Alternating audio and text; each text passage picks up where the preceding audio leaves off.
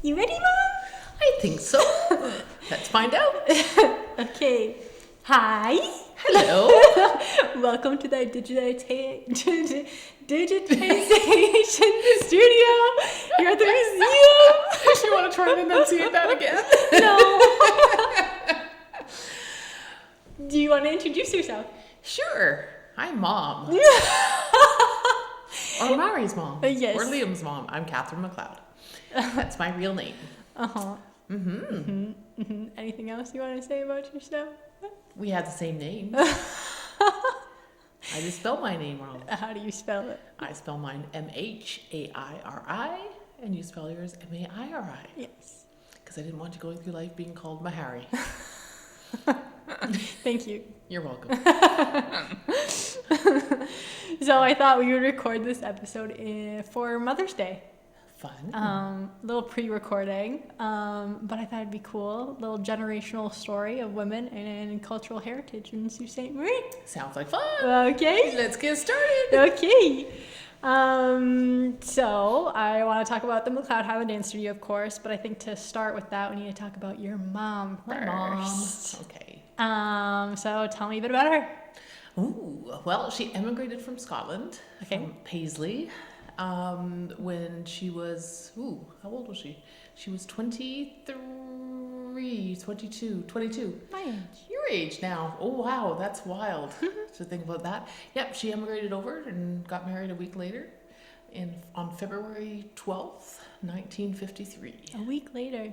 I didn't know that, yeah. Yeah, about that. Yeah. So she didn't know where she was coming because they took the train, her and her brother. Her brother escorted her to Canada. And they took the train from Montreal, and all they saw was trees. And then trees, and some more trees, and then some snow. And she wound up in the Sioux. And then she came off the train and saw her dad. So Donald Macleod. Very nice. So why did she come? Do you know? Well, she came to marry Dad. Okay, he was already here. He was already here. He had come out in 51. He came out in 51, and they had met before that in Paisley. And he missed her and said, "Hey, get the heck over here." So he sent her a engagement ring in a box of tea bags. Cute. And they didn't know what to do with tea bags at the time because they didn't have tea bags in Scotland. It was always loose tea. Oh. So they were ripping the tea bags open. Single serving tea. That's cute. But he said because the rations were still like there was hard to get things still after the war. So he sent over care packages every once in a while. Very nice. Yeah. That's cute. Yeah. Do you know how Grandma learned to dance? Yes. There was a girl named Nancy. No, not Nancy Hayes. Nancy something. Gone. Nancy. Okay. And she lived in the same tenements that they lived in. And she did Highland dancing, and Mom started taking lessons from her. And then at the age of 13 or 14, she had her own studio named the Glenafur Highland Dancers. And she had her first recital when she was 14 years old. Wow. Yeah. Very cool. Yeah, it's kind of. I have the original poster. Yeah. Because Grandpa kept the original poster, and when Mom went over to help clear out the apartment, she brought that poster back. So Nice. it's all framed. So it's really kind of neat. That is super cool. Do you know? So that was like the origin of the story, but how the studio. Yes. But when it came here, What happened? there was. Trixie Hardy was teaching Highland a little bit, but it was the old style.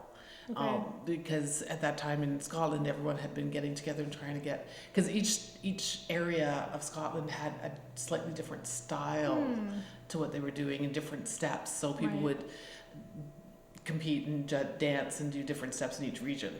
So they compiled this, and Mom was at the very first meeting where they were working to compile everything into a textbook, so where everybody was doing the very same things, and it was under the Board of Scottish Highland Dancing, which is now called the Royal SOBHD, Scottish Board of Highland Dancing,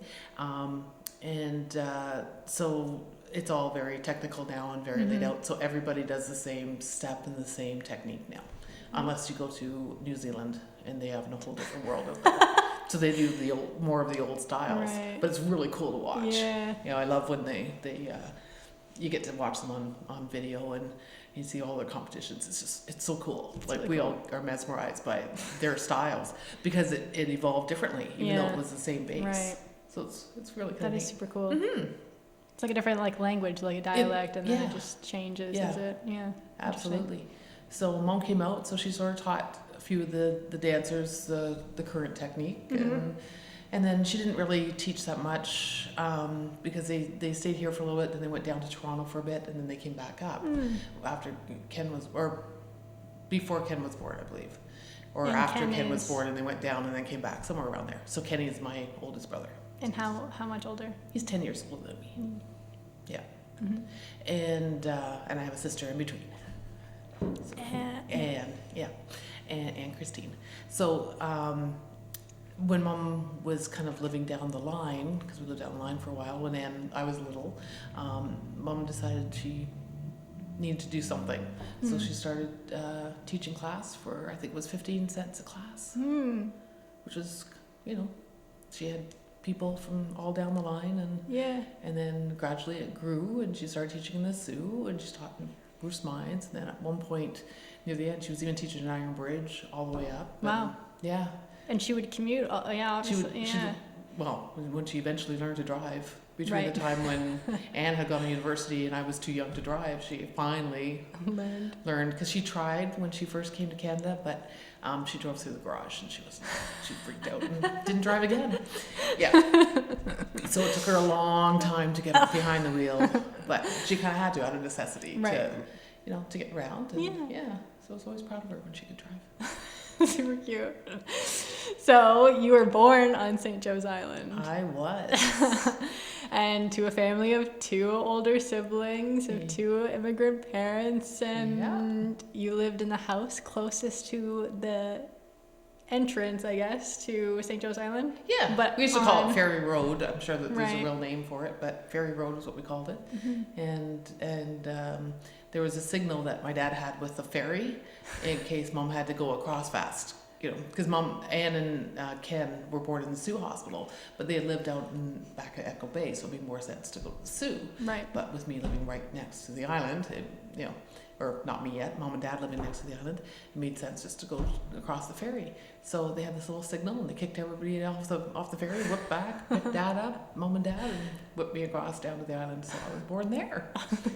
So yeah, so it's kind of neat. I said my birth certificate says St. Joseph Township. Very cool. So what was it like living there?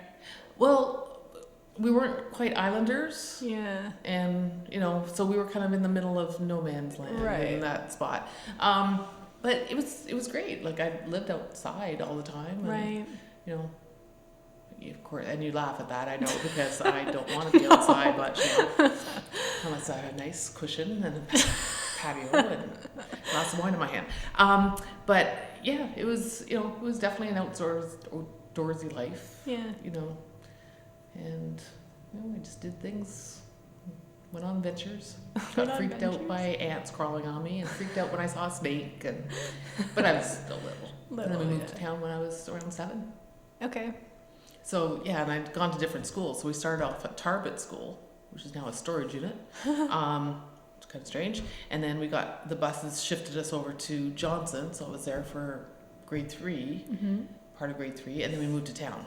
And then I went to Parkland, and then we moved to the other end of town. Went to James Lyons, and then that school only went to grade 6, and we had to go to Maryfield. So I've kind of done that. A lot. Yeah. So that's why I wanted you in one school for your whole primary education. So you had friends consistently through school, and you grew up together. So Which was nice. yeah, Yeah. that was a meander, wasn't that? That was Yeah, you quite went the all over the snake on place. that one. When did your mom first put you in a kilt and taught you patty bows and high kits? Well, the story goes, my uncle looked down, they were looking for me. Okay. My uncle looked down to the basement, and there I had crossed 2 knives, and I was in diapers, and I was trying to do the sword dance. So I kind of have always danced. That's That's super funny. Yeah.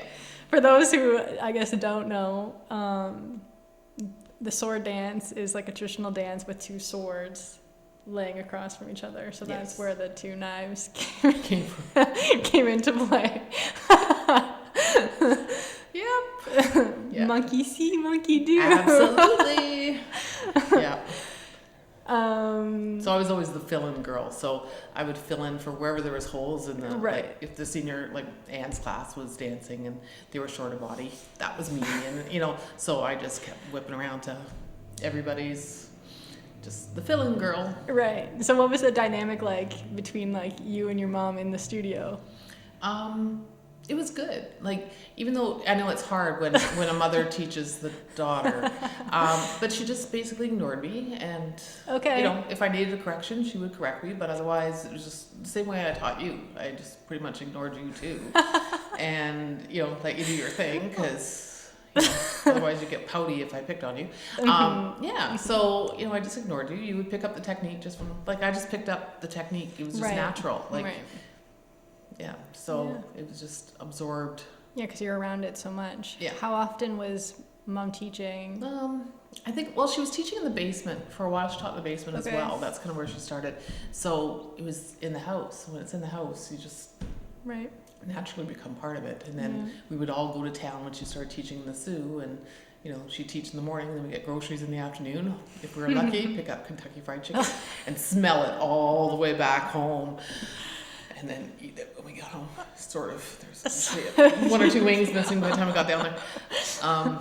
But yeah, it was just a natural part of my life. Yeah. And I think that was with you and Liam too. It was Definitely. Like I felt like I picked up things. Like I always knew you always knew it. because I would watch it for something. It would always be super easy Yeah. when we actually sat down to learn it. I grew up watching the older kids do all the things for how many years?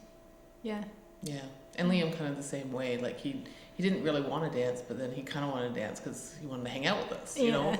And I think that's how he kind of got into it. But he would come down to the basement when he wouldn't want to go to sleep, and I would teach him something, and then he'd have it because he was terrible in classes.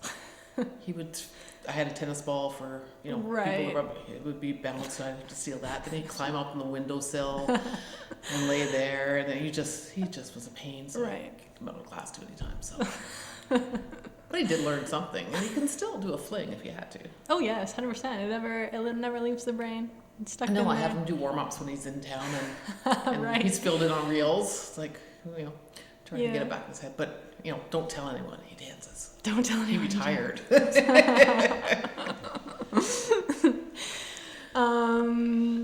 So what kind of teacher was your mom like? She was very soft-spoken. Yeah. Yeah, very soft-spoken, which is hilarious because I'm nothing like that whatsoever. She was just very kind. Everyone just loved. She was totally respected, like Mrs. Macleod. It was always Mrs. Macleod. So, she was just very. She could quiet a room just with a look, that look. Whereas I can give the look and I can yell and scream and jump up and down, and they're still going, huh? Different attention span, I think, of today's kids than what it was before. But no, she just had this very gentle way about her. Right. But she had the knowledge. She worked hard to gain the knowledge. And it was hard being over here because we were so isolated. Like there was a whole world of Scottish Highland dancing and competitions and everything, this whole circuit that I didn't even know about until I was older. Right. And part of it. By living in Southern Ontario. So, because we didn't have the money to travel to all these competitions. So, my first competition was 7, and Mom was worried about what she would what our level was compared to people. Right. So she only let me dance a fling, but I could have done every single dance that was there. But she was just so nervous about jumping in, and then, that was Alma the first time I went to Alma in 1972 or 72. Yeah. Yeah. So. We've come a long way, these people in the Sioux. Yeah. When did you officially take over the studio? Mom had retired officially in 1990. Okay. And I moved back to town for 1 year in 1993 to do some schooling at Lake State. And I started up because I thought that would be a good thing to, give me a little pocket money and something to do. And so I started in September of 1993. When did you like first start teaching? Like with I just always taught. Yeah. Yeah, it was. Just always. Yeah. I think I was in grade 7 or 8 when Mom had to go away somewhere, and I was teaching all the classes. all the classes on like a Wow. weekend or something. But I could, Yeah. like Yeah. it wasn't like it was my class where I was against peers, that were older than me or something. But yeah, I just kind of, it's always been a natural thing. But I didn't do my associates, my teachers. I did not do it with the rest of my class. I don't know really why. I just was stubborn and felt like Right. I know it. Why do I have to do a test? Like Right. it was, one of those days. And I always couldn't understand why everyone had to look at the textbooks because it was just so absorbed in my Right. head. Like, so that's like another reason why I know this. Like, why do I have Right. So they kept trying. The examiners kept trying to get me to do it, but I didn't do it. So it wasn't until I was away at college that I kind of felt the need. I wanted to re-grasp that, Right. pull it back into my life. So I ended up coming home and doing my members in 1986, and that was. The examiner was just pushed to see how far she could push me, so it was pretty fun because I couldn't dance. I had had my foot operated on, so I couldn't really hop on it that well. But still, I was still demonstrating. But she had me well over 2 hours doing the exam. It was about an hour at that point in time, just to see how far she could go. So that was kind of fun. And then when I started teaching in '83, the first year I did my fellows, and then. Which is the highest level that you can do in the professional land. And then in 2000, I did my judges over in Scotland. And you were 7 months old. Wow. Yes, I ran away from you. Left you at home. Can you only do it over in Scotland? No, you can do it wherever, like North America usually has one a year. Right. Whenever they have a conference. So there was a few years where they didn't have any with COVID, of course. But you could do it online. Depending on the level. Right. So an associate, like the first level associate, yes, you could do it. Members, I think you could do it, but anything above that, you need multiple examiners now. So. Did you always want to take over the studio? No. I never thought I would because I wasn't planning on ever being in the suit. Right. And then that 1 year turned into 25 years. So no, I never really had planned on taking it over. Right. But when I started, it just snowballed. And I enjoyed it. Yeah. I really found it's what I love to do. Yeah. So I'm still coming back to the studio to teach. Yeah. So did the studio ever stop when your mom was teaching?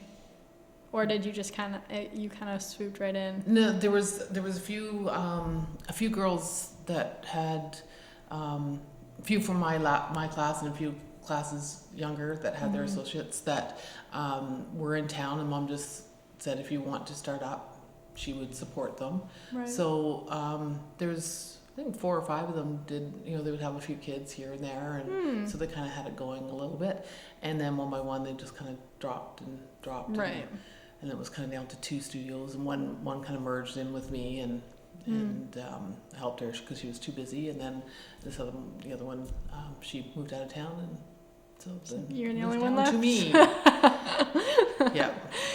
What did you keep the same, and what did you change in your way of running the studio and in your classes? It's a big one. It is a big one.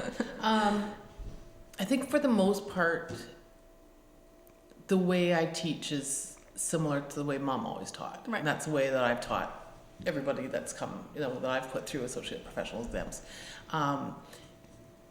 Singing your nationals so it locks in your head, so the kids learn them, so they learn the words of the movements as you're doing it, and counting, doing a lot of theory built in so that the kids understand it, whether they know it's theory or not. Right. Doing that. I think the biggest thing was I used to dance a lot with everybody because I could, up until, later when my body decided to not work as well as it had been, and it was harder for me to do. But I still dance.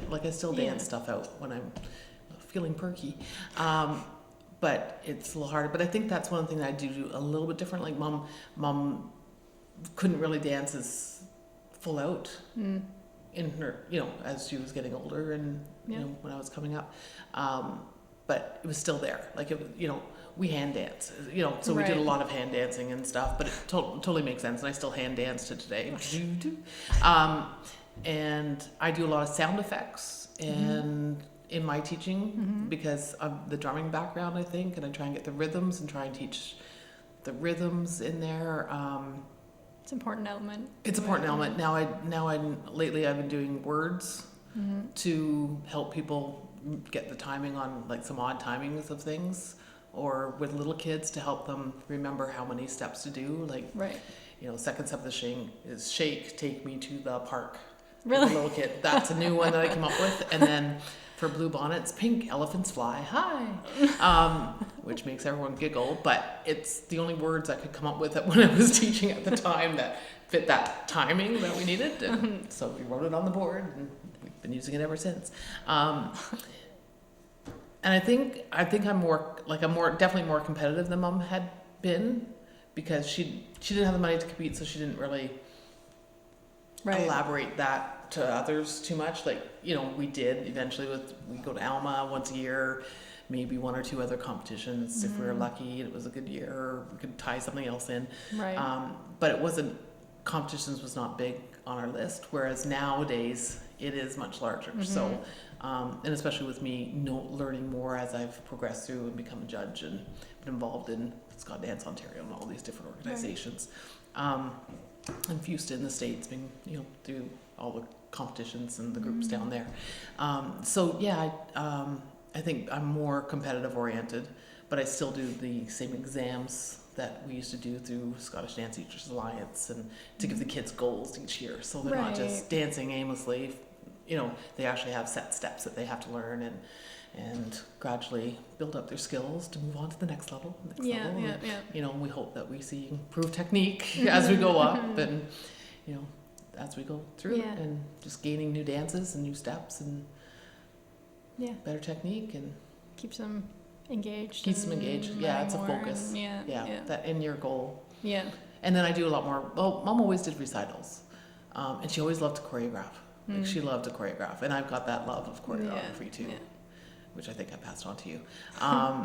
So that's always fun. Like, that aspect to me is fun, and it was a good way for me with my studios to reinforce skills on the basic dances they were learning, but just in a lot more fun way. Or because I think it originally started with just, I'm going to change the music, with the ones that, when they're younger, and just, let's change the music for a show. Same stuff, same dances, but let's change music so it feels like a choreography. But I was always choreographing with Mom too. I would choreograph all our big shows when we used to do the celebrations in Bellevue Park for July 1st, and it was Treasures of Our People from Folk Art Society and all those. So I remember doing a lot of great fun choreographies back then, and that was really, our group was notorious for doing it at the last minute. So we'd decide, oh no, let's do something. It'd be like a week before. So we'd learn it, and then we'd practice it that morning, and then go up and show it. We didn't really do or the whole year of doing one choreography in one class like they do in nowadays in ballet, tap, jazz and stuff. Like, you start learning one dance at the beginning of the year, and that's you do a little bit of technique, and then you work on one dance. That would kill me. It's not amazing, because everyone gets bored out of it. Definitely.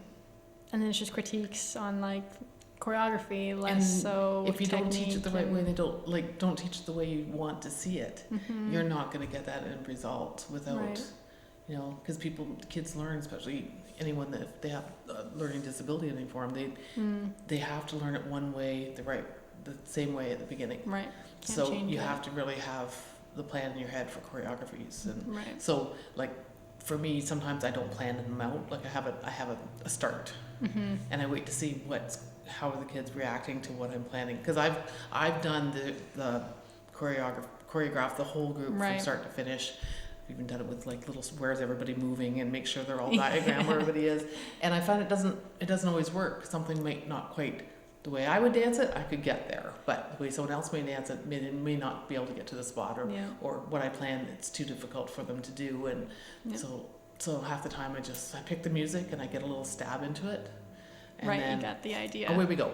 And then it's just choreograph on the spot. Yeah.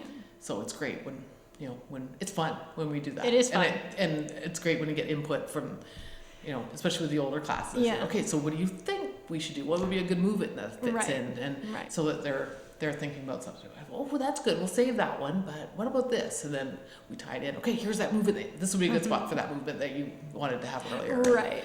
You know, but choreography is a challenge. Like some kids love it, and some kids do not want to get out of their comfort zone. You know, I know this movement. Don't make me do something. It's something different. Yeah. That's not really you know, and trying to add in things that aren't Highland based. Because Highland is very technical and like the same movements and steps are repeated throughout. That's how Highland works. And you're jumping straight up and down. And yeah. So to get them to do something that's a little bit different, which is the current style, to incorporate other forms of dance in it, right.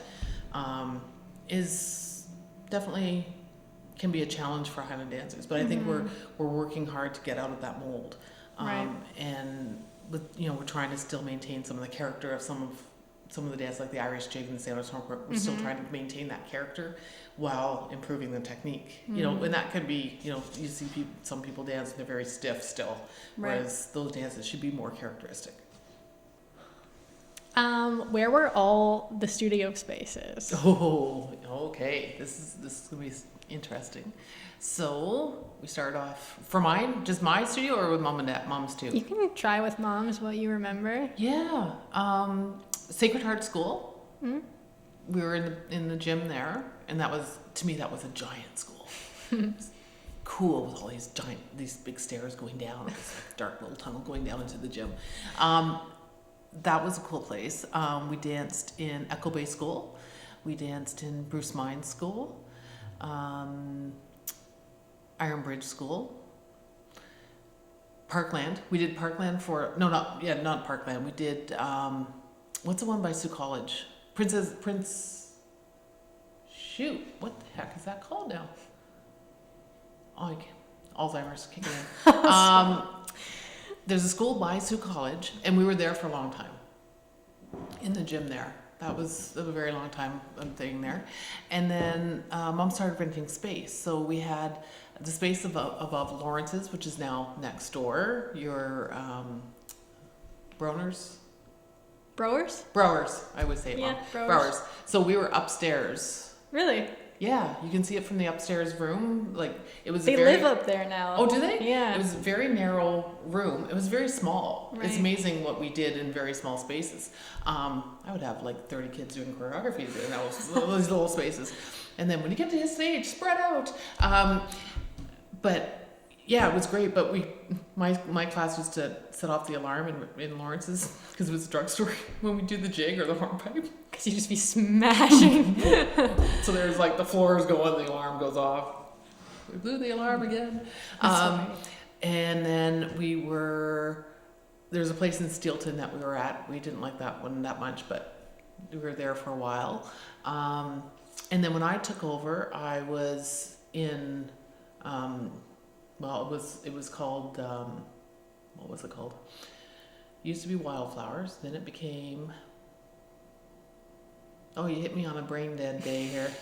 Right next door. It used, right now it's Koch's Corner. Okay, yeah. I can't remember what it was before that. Zach's. It was Zach's. Okay. When we had the studio. So we was upstairs. It was Trixie Hardy's old studio. And I had like a small section of it, this little room. It was great. I painted it white, little yellow. I had a little Macleod, little curtains up. I vaguely remember the studio. You had milk cartons. Yes. As the little And change room little spots. nooks. I vaguely remember that. Yeah. And I had areas I sold all the dance shoes too, and I had costumes. Yeah. Like I was really doing all that because it was hard to get shoes here too. So I would bring them in and fit everybody, and it was great. Like it made life so much easier. And I love that space, but we couldn't control the heating in that building. And then the next owners of the building decided they would turn off the heat when they weren't there, and they weren't there every night of the week when I was teaching. So we'd be freezing. Right. Or they wouldn't turn, so it was not really good. And then there was a lot of more smoke coming up every night. And when I was pregnant with you guys, it just wasn't cool. And I didn't really care for the owners. And I said, okay, I think enough is enough. And I moved into Square One Mall. And that was cool because that used to be Kresge's and Mom worked in that section because she worked with the radio when she first came to Canada. She worked with the record section. Okay. And it was also the little cafe bar, soda bar kind of thing that was set up. So that was that area. Half. That was my big studio there. Okay. And then I moved from there to, where did I go after that? Oh, then I moved on by the Bushplane Museum. And I was upstairs in there. I love that space. That was a really good space, except we got broken into there too. But that was a good space. Yeah. It was a good size for what we needed, and I built that floor. And I put a lot of work, a lot of sweat into that room. But that was a great space. And then we were teaching out of after I gave that up, we were teaching out of the Oddfellows Hall. Right. And that was a beautiful floor, just gorgeous, gorgeous space to work in. It's like, I'm so sad that it's no longer the Oddfellows. Yeah. I don't know what they're doing with that space, but it was that building had a lot of memories for me too, because really, the Eastern Star used to be out of that, and Mom was a matron of the Eastern Star. So that was one of the presents that her mom gave to her, was a lifetime membership to the Eastern Star. When she came to Canada, she would always have friends. Cute. So, and Aunt Jean was a past matron of that as well. Yeah. So it was great memories. Like, we used to do shows, and after their meetings, we would go in and do performances. We used to get these little boxes of chocolates, like Lowry chocolates, and it was wrapped up really pretty, and that was like that was so exciting. And they were like probably $5 at the most from right. But it was what kind of chocolates am I gonna get? that was always fun. And they always had ice cream with creme de menthe on it, which is a weird memory, but that's the way my mind works.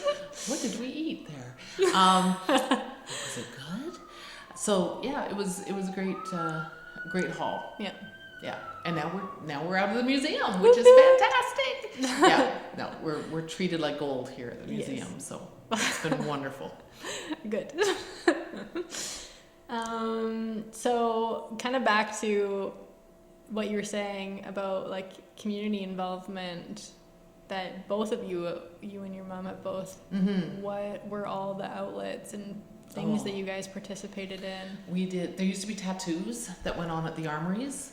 Those were amazing. Those years that they had the tattoos, because the whole city was involved. We had the Wadding Band playing up on the mezzanine, and they played all basic tunes, and in between some show tunes. And the Air Cadets, Army Cadets, Sea Cadets, Bandettes, they had over 100 members at that time. The pipe bands from Army and Air, and then the 49th Field Regiment did stuff, and the 49th Pipe Band played.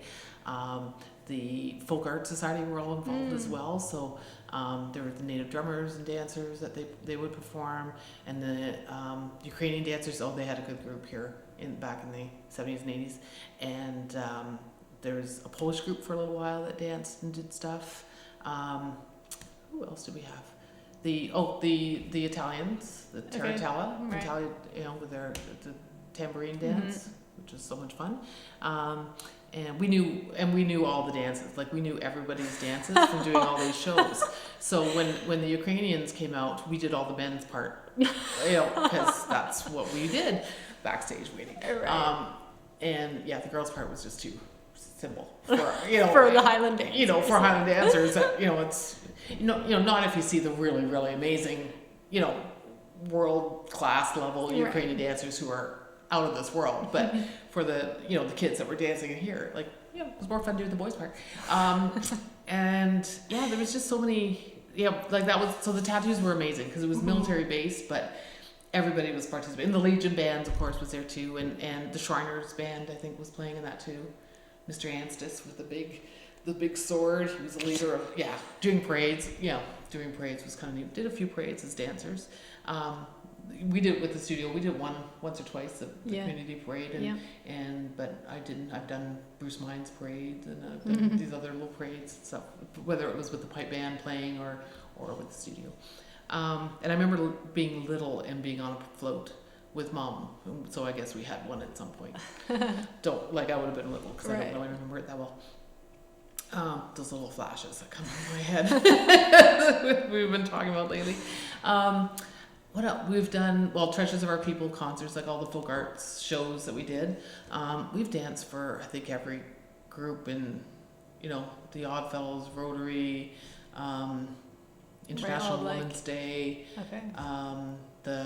The Passport to Unity when that first kicked off. Yes, I remember And those days. Big, yeah, those were fun shows. We've done 24-hour relay.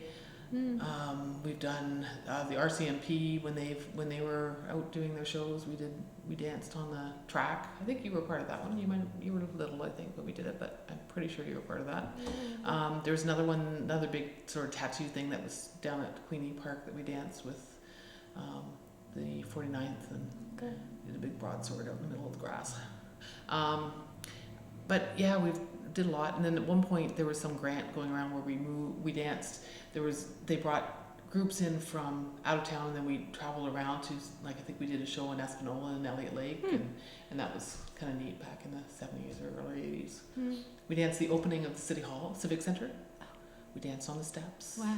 Yeah, that was kind of cool. Yeah, that definitely. was a cool one. We've done Easter seals, being taped next door at the station, CBC TV, or whatever it is now, or what used to be. SJIC? Yeah, SGIC. Yeah. Or SJIC. yeah, Yeah. that'll be it. So we did shows through there. And Like there in the studio? yeah, we did, Wow, did some cool. few dances. Even when I had the studio, we did one for Easter seals. We danced Cool. in there. So that was kind of Yeah. neat. The Legion, we always did the Legion Burns nights. And like you name it, we probably danced for them at somewhere along the way. All the seniors' residences. That was a thing that Mom instilled, and we always, I did that all the time. With every year we went to seniors' residences. Yeah. Because it's a good place to practice. It's a friendly audience, but we need to treasure our seniors and instill that in the kids too. Like, and then especially when Mom was in the Davy home, Yes. like we had to go, and whether she knew who you were or not, Right. her feet were still tapping, and then she'd be, Yeah. she was there as much as she could be there. Like, Yes. So that was just something that we always did. Yep. From Algoma Manor and every single one in town. Yeah. We've danced it multiple times. Other than dance, what was your mom engaged in? She made kilts. Made kilts. She made a lot of kilts. She made Queen's bands back in the 80s. So we had Red Stewart. I think that's why I have an aversion to Red Stewart. We had Red Stewart kilt material everywhere in the house. She made, 30, 40 kilts. Wow. That year. Like, it was crazy.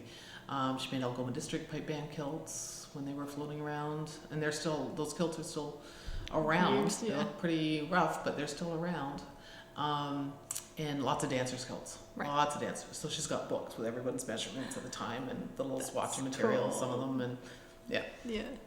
so and then lots of individuals and people that just needed a kilt, Right. Yeah. Yeah. So that was her. Mm-hmm. That was her thing. Mm-hmm. And you learned how to drum. Yeah. Yeah. Through the cadets. Through the cadets. Yeah. And started piping. I started drumming. When? Yeah. I was 9. Wow. Yeah. Yeah. We had a lot of good musicians come out of the Sioux. Like ones that have played in the Worlds and judges now, and they're still going strong. And it's neat to I go places to judge sometimes, and it's like hey, see people that taught me how to drum. And a lot of my friends from up here are still playing. Right. And kids that I taught drumming to who are still playing. It's just kind of neat. But Cool. I did pipe band, snare. Yep. Did that for a lot of years, into the bands here locally, and then in Southern Ontario, played the circuit every Saturday off to the Highland Games. Yeah, but it was a lot of fun. Met lots of people, and kept the culture going. Yes. Yeah. And I think that's the important thing. That's what I'm trying to instill in things that we do still today with Burns nights and Kaylee's, and just trying to get out, have fun, and enjoy the music and the dancing. Whether you can dance or not, just get out there and try and have fun. Right. Yeah. Yeah. What do you remember like the Scottish community like back then? I don't really. I think it was gone Already. really when I was. That's I know it's really sad because you see other communities that they still have, you know, yeah. the Scottish Hall, the Scottish associations. Right. Yeah, we tried. It was Mom and Dad tried to revive it back in the 70s, I think, late 70s, but it, you know, just wasn't enough to keep it going. But you know, there's still the Scottish country dancers in town, and there's still the pipe bands, and there's still, you know, Macleod Highland Dance Studio still floating around, and so the culture's still here. Yeah. It's just a little bit smaller than it used to be. Right. Yeah. But that's like most cultural groups right now. It's true. Yeah. You know, folk arts, we had to close the doors on folk arts because there just wasn't enough groups to maintain it, and you know, a lot of, yeah, which is sad because it was thriving through the 70s and 80s. Yeah. Yeah. Yeah, sad. I want to talk about Scotland. Ooh. I like Scotland. Where did the idea to take a large group of dancers, shove them in a coach bus, and tour around and go to a bunch of Highland games for 2 I weeks? wanted to go to Scotland. I thought it'd be cool because we had a good sized group at the time, and I thought it'd be really great. And you were dancing then, and Liam was dancing then too. So I thought it would be great to take you guys over, so you could see Scotland, meet some of my relatives, tour on to Italy after, but bring everybody else over to see what Scotland's all about, and actually so that they can always say they competed in Scotland. Yeah. So we didn't go to the big games because we were all like beginners and novice, and I think we had one or two premiers each trip. And those are the different levels of dancing for competition. But it was just a great experience, and we did lots of fundraising to go, and we had, I think, 54 people on the first trip and 48 on the second trip, and it was just great. Yeah. It was just a lot of fun. So many good memories. Yeah. And, Yeah. Such a unique most experience. fun, I think, was the last trip. I think that was. Yeah, because you were older and we could do more fun things. And, you know, the first trip was, you know, you would get tuckered out and Liam would still be going strong, or you both tucker out and we're trying to push you both uphill in this little stroller we had, because even though you were six, you were kind of lazy. So we had to have the stroller. So, but it paid off. It definitely paid off because it was stuff underneath, so we weren't carrying things. But yeah, it was fun. Like we went to I think 4 competitions the first year, but we toured. We went north, we went south, we went east, we went west. All over. We went all over, and then the second trip we did totally different things. Yeah. Third trip we went up to Lewis, which was the best part. Best part. Yeah, Lewis was great. That's where your family's line comes from. Dad's side. Yeah. Yes, we're the Macleods. Yes. Hence Macleod Highland Dance. That's the way it came. It was great because we got to see so much. Like there was so many things that we did on that island that was touristy, but natural. Like the standing stones. Like get up and touch the stones and run around them and chase sheep. And that was Liam's thing, chasing sheep. But he got everybody chasing sheep. Like all the kids were chasing sheep, and then the sheep started chasing them. But it was great. It was really good bonding time for you kids, and it was great for us adults to really hang out. And you know, our room was kind of the hangout room at the end of the day on the third trip, which was fantastic. So it was just fun. Yes. Just a really enjoyable trip. I don't think there was anything that I didn't like about that trip. No. Other ones, well, there was a few things I didn't like, but that, you know, it was still fun. We got, you know, staying in the residence and, you know, Strathclyde University, and you know, being able to pack our lunches and go to Marks and Spencer's and buy cool stuff and get Liam his mashed potatoes and, you know, pack our lunches for the day and get all this great Scottish chocolate and because we are like living there for 2 weeks, like you get like a full. It was a full suite, so 6 bedrooms and individual bedrooms, which is great because you could close the doors on the world, and a little seating area with a TV and two fridges and 2 stoves and 2 freezers, and you know, all the plates and all that you needed. It was everything that you needed. And there's a laundry on the campus, and it was 10 minutes walk to the train station, and you could go anywhere. And that's what we did. And that's what we did every day. We went somewhere. We were on the bus, on the coach. Sorry, it was not a bus over there. It's a coach. On the coach, or we were on a train, or hoofing it. We did a lot of walking. And that was great. That was fun. Yes. Yeah, no, they were great. That was a great trip. They were all great trips, but that one was, the first one was memorable just because it was all new for all of us. Like, I'd never taken a big group, and, you know, timetable, like, be there at 7 because I've timed everything out. Right. But we fit everything in. Like, we got so much in. Yeah. And every trip was different. Yeah. And different people, which made it different, but just seeing different parts of Scotland, because I wanted to see more. Yeah. I wanted you guys to see more. I didn't want to go back to the same spots, you know, except for Edinburgh and Glasgow, of course. You want to go there and wander around, but have to.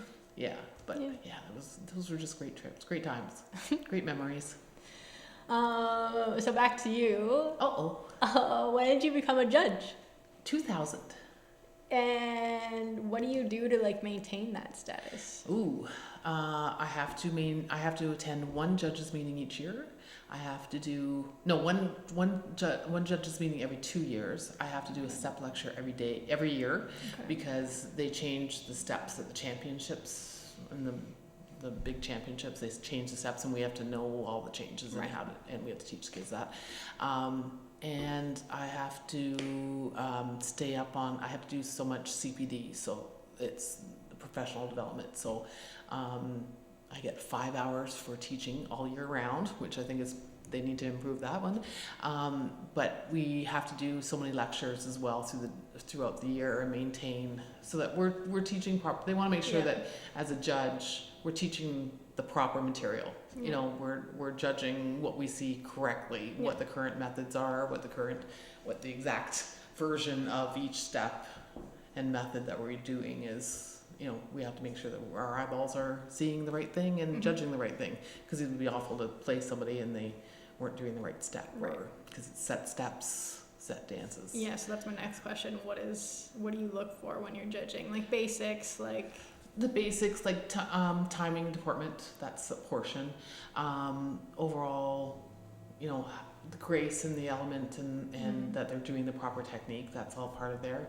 And then expression, you know, you just want to see, like, are they, you hope that they're enjoying, like, you want to see the performance aspect come out when they're doing set steps. It's hard to see that, but you see the one that comes out, you know, you can see that the love of it is in there, versus the ones that don't really want to be there, but they're on the stage, or the ones that are like concentrating so hard that they lose that presentation. But that's, you know, most of it's a technique, like most of it is like, are they doing it correctly? And I remember when I was first judging, I would look at them all going, oh, like, you don't see the difference. Or other people, they don't see the difference. Right. But the more you sit down there, it's like, oh, yeah. You see these little things, and if they kick the sword, or if their socks come down, or their shoelace or heel comes off, and, you know, what marks you have to deduct for certain things. Right. So, and that, you know, that's really important, that when we're judging, like, we don't put any, we have a number. The dancers are numbered. So we're not supposed to really know who they are. Although if you judge a lot, or you're around a lot, you actually know who they are. But you put down a number, so it's, you know, and then you have to, you might put a couple little comments down to separate them in your head. So it could be, you know, strong high cuts, or, you know, mistake, or incorrect step, or off timing, anything that can kind of decipher one from another, and then you give them a mark. Right. So it's hard, because the first set that comes up, 3 or 4 dancers, depending on your stage size, you know, you're marking that first group, and you have to kind of separate them and give them a range, and hope that you can get everybody fit in within the grade, because we're not allowed to do decimals at this point, which I think needs to change. We have to do like quarter marks, or half marks, or eighth marks, and you know, so you try not to do that, and you don't want to see a tie. So you've got to double, like, really be careful. So when you have a big group, it can be a lot more challenging to make sure you haven't you got to do that double check to make sure you haven't put the same number down twice, and make sure one's in the order that you expect them to be in. But it's based off of what you see. You put a mark down. Yeah. You can't go back and change it after. So you got to make sure you've got in your head what you're looking for and your range that you think it's going to be for that group, what you should be seeing for that group, and base it off that. So and sometimes a beginner group is harder to judge than a premier. Right. Just because they're all over the map. Like, there's more. mistakes. Like, because you expect mistakes at a beginner level, and someone's kind of doing a good step there, and then they fell a step there. They fell away. Right. And then someone else was terrible in that step, but really good on that step, and then you're trying to juggle, and so out of that, where is my number one? And so sometimes it can be a bit of a challenge, but it's so much fun. I love when I can get a dancer. I'm meandering again, aren't I? I love when I can get a dancer up on the floor and on the stage, and they're serious. And then I smile, and then I keep looking at them until I get a smile back. And I love when I break through, and all of a sudden the smile comes out. There's someone took a picture of me when I was judging, and it's like this big grin on my face, just because I'm trying to get the kids to feel enjoy it, show me that you're enjoying, because I'm enjoying watching it. I want that excitement to come out in their eyes, because I'm excited to see them. I don't care how tired I am. I need to show them that sparkle in my eyes, and I think that makes a difference versus the judges, and they're miserable. Sure. Like, then you feel like they're really judging, judging. They're mean. That's a mean judge. It's nice when you hear, oh shit, what a nice judge that was. And the kids feel comfortable after the competition, because they're not supposed to come out and talk to you during, but to come up and say, hi. When they're so shy coming up, or I've gotten, I like your scarf, or whatever you're wearing, I love your shoes, so, because shoes are a big thing in the judging world. You gotta have nice shoes. But that's one thing that I learned from you in teaching and just in life in general, is just to leave the person happier than when you absolutely. Just a smile goes a long way, and it really does. It's you walk anywhere. You guys always laughed at me when I talked to a stranger in the store, right? But sometimes that walking by them and going, oh, I love your shoes. That I do it now. Is empowering to that, 100%. You're sharing that power, and that person, that could just take them from a miserable day to, oh, isn't that nice? It just makes nice? You, and how simple it is to open the door for somebody. Yeah. Oh, you got a low battery going. But yeah, that's definitely, that was something that passed down from mom. Always do something fun at the end of the class. And I think when you were teaching and Liam was teaching, I think I instilled that in you guys as well. Do something fun. It doesn't matter what it is. Make the kids giggle. Yeah. Do something, even if it's silly. Yep. Just make sure that they're seen and that they're everyone happy. Is important. Don't put the best dancer in the front row all the time. But you've got to also be aware of the kids that don't want to ever be in the front. There are kids that are so shy, so it's you can stay there. That works. That balances out. Good, stay there. And you flash them a little wink if they, wow, that was great. That little bit of encouragement, oh, I see, you must have been practicing this week, because I've seen that. It's the difference. That makes such a difference in a kid's world, because you don't know what their environment is when they're not in front of you. Yeah. And I even do that teaching adults. Yes. And it's amazing when you see the adult start to light up when they've learned something that they didn't think they could possibly do. Yeah. Especially when it comes to computers, and when they never touched a computer before, and all of a sudden they're doing I'm educated. Those are the kind of lines that they come up with. I'm smart now. But it's wonderful to see the spark on anyone's face. Wow, that was great. I'm really proud of you. That was awesome. You did such a good job on that. What does it take to do that? Yeah. Why do you have to be miserable? Yeah. Put a smile on your face. I've had so many people over the years, you've got a great smile. I have it all. I hate my smile. People tell me the same thing. But, you and I have big smiles. But Liam has it too.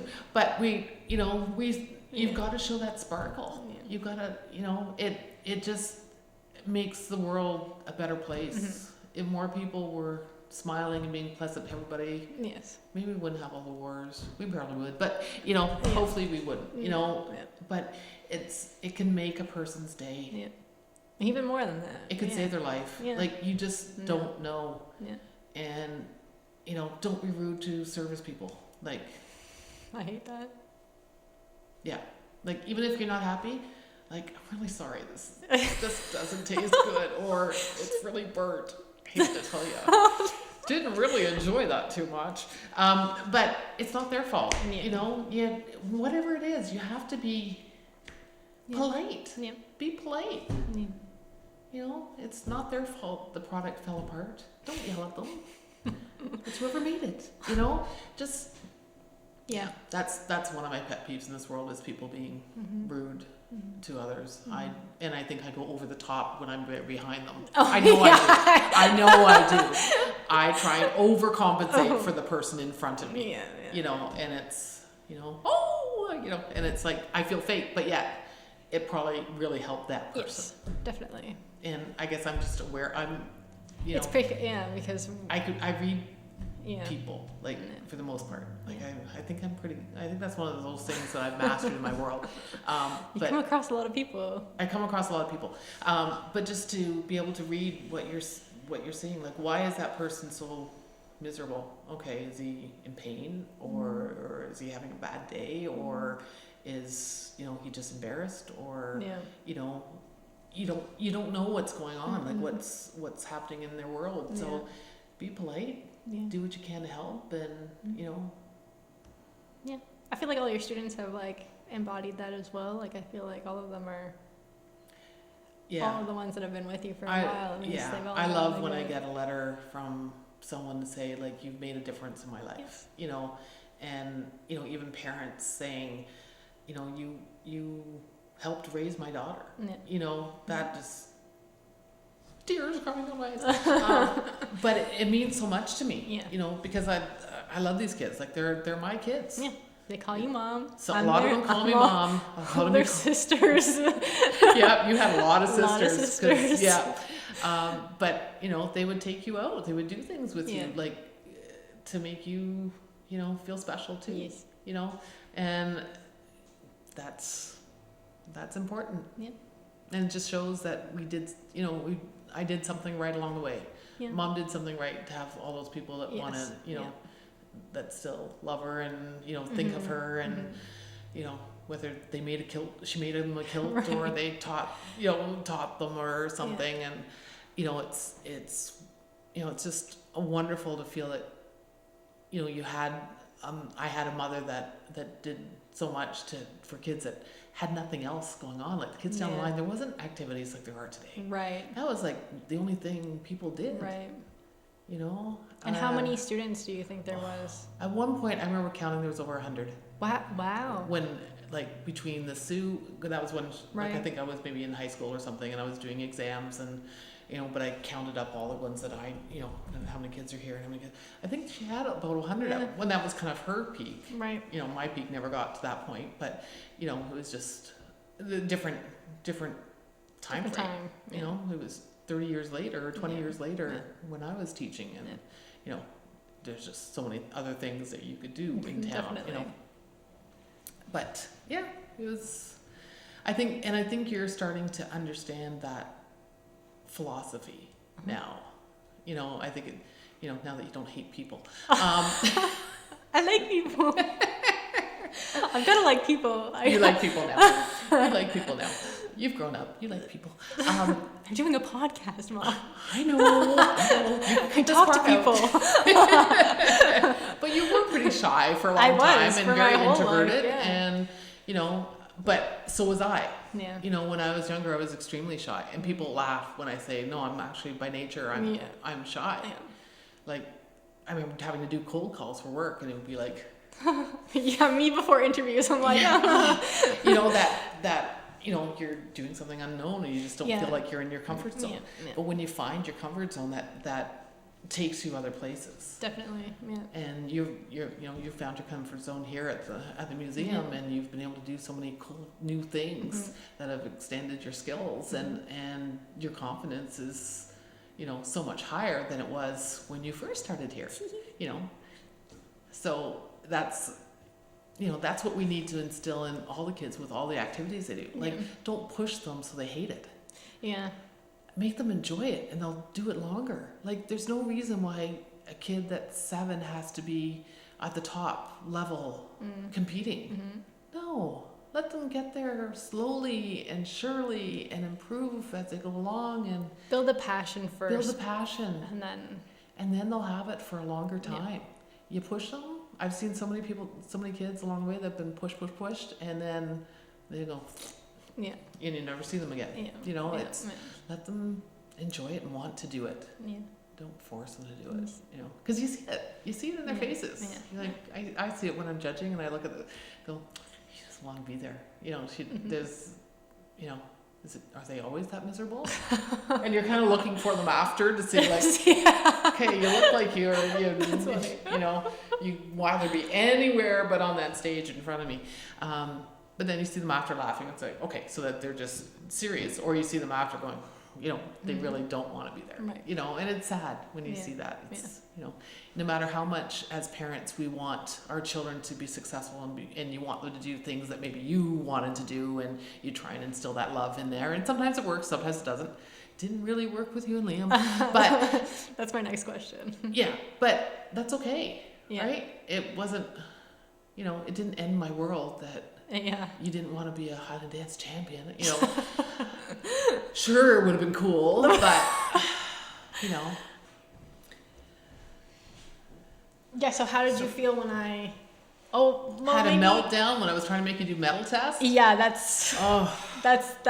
was the ending moment there. Yeah. Yeah. Well, it broke my heart that you didn't want to do it. Yeah. But I was okay with it. Like, it did break my heart, but I went, it's okay, right? I think that's okay. I'm not upset. Like, go to school. You're out of here.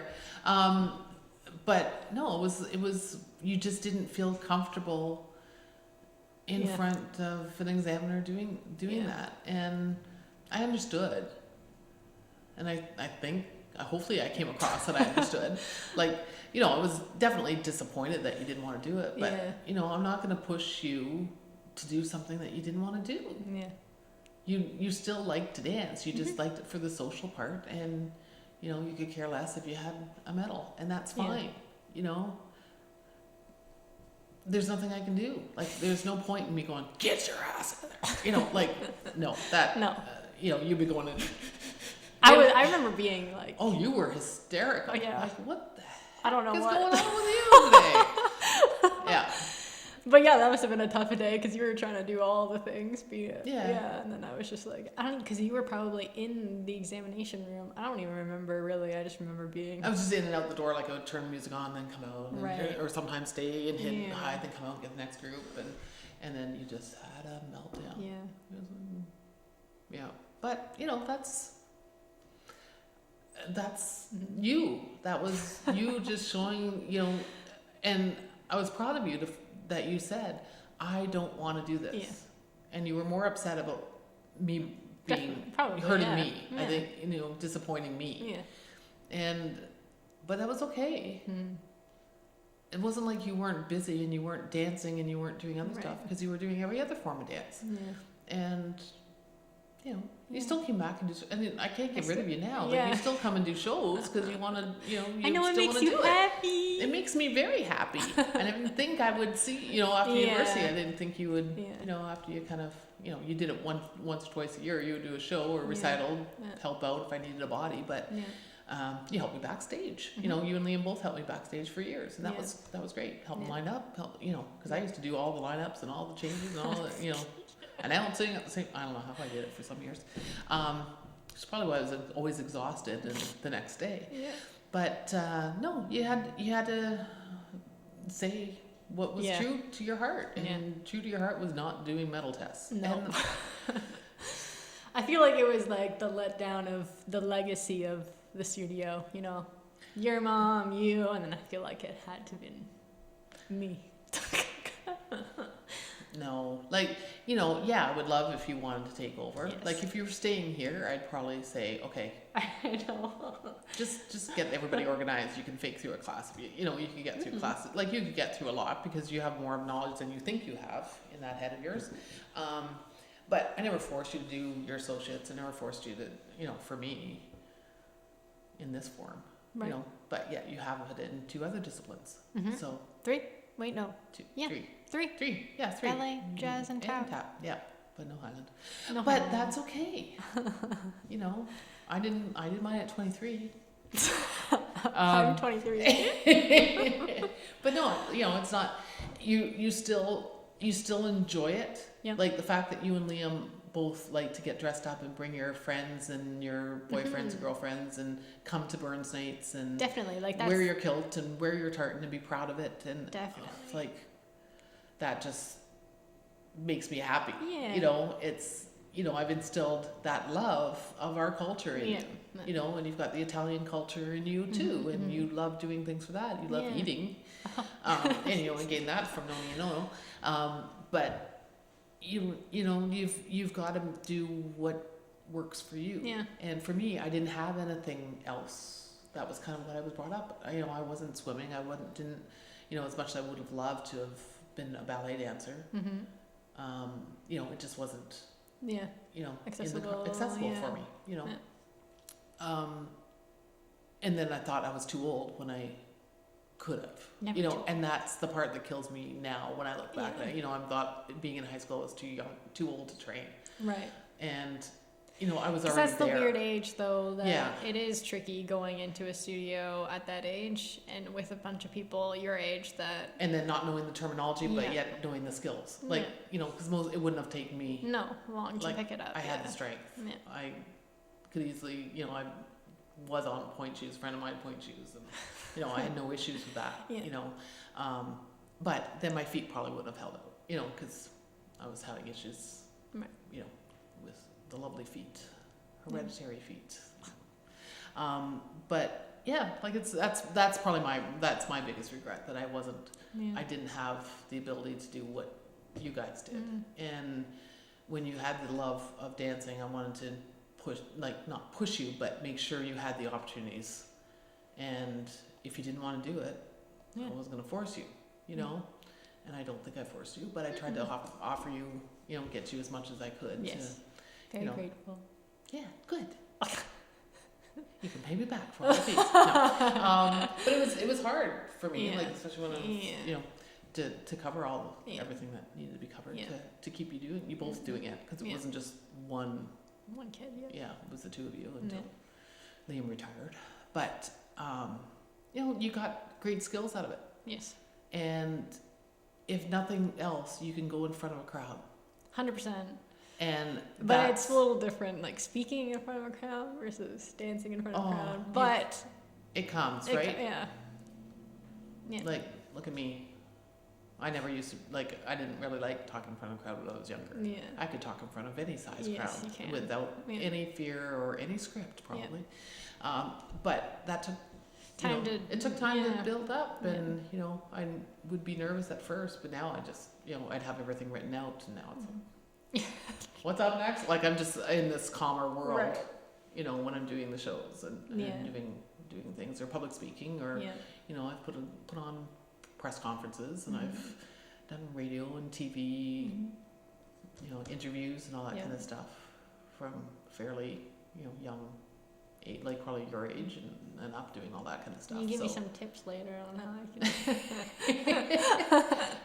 I think you're doing pretty well. Thanks. But the technology it's such an improvement too. Yeah.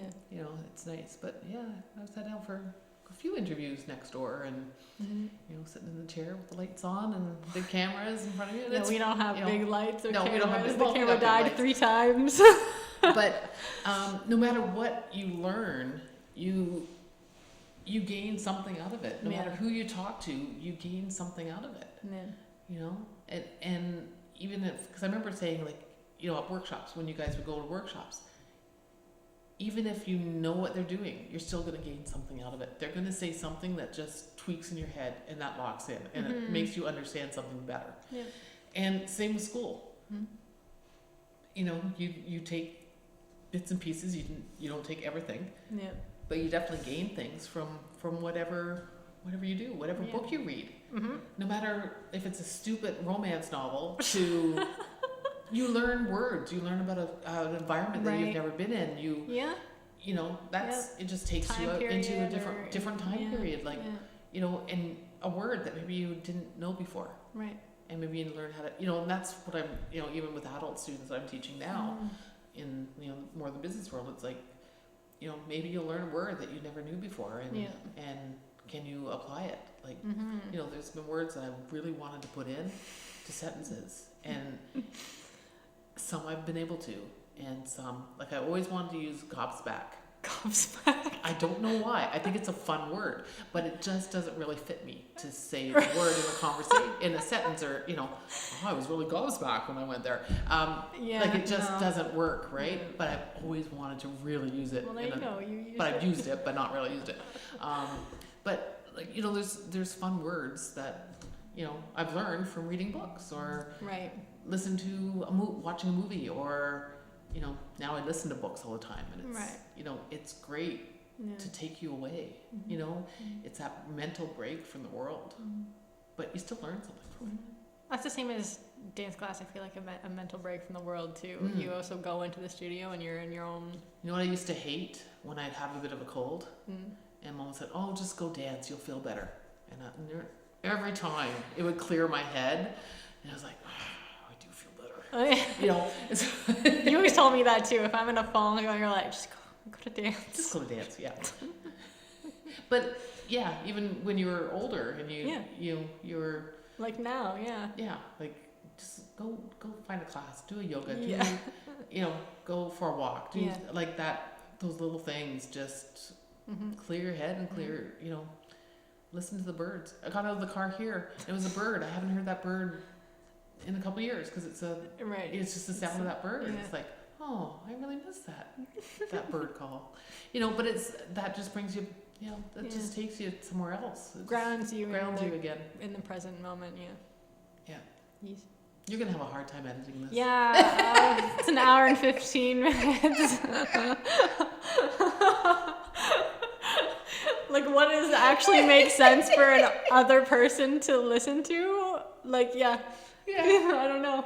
No, we were just meandering.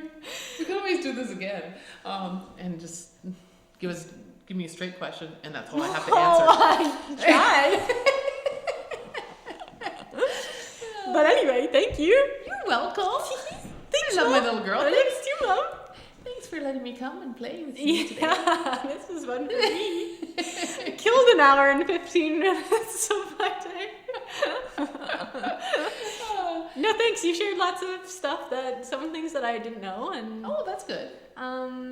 it's obviously cool to document story of like the studio and your life, your mom's life, and my life. So Yeah. I think it's Definitely. pretty cool. I hope people enjoy whatever gets put into this episode. Absolutely. It was just really exciting to be asked. Made me feel special. Oh, okay.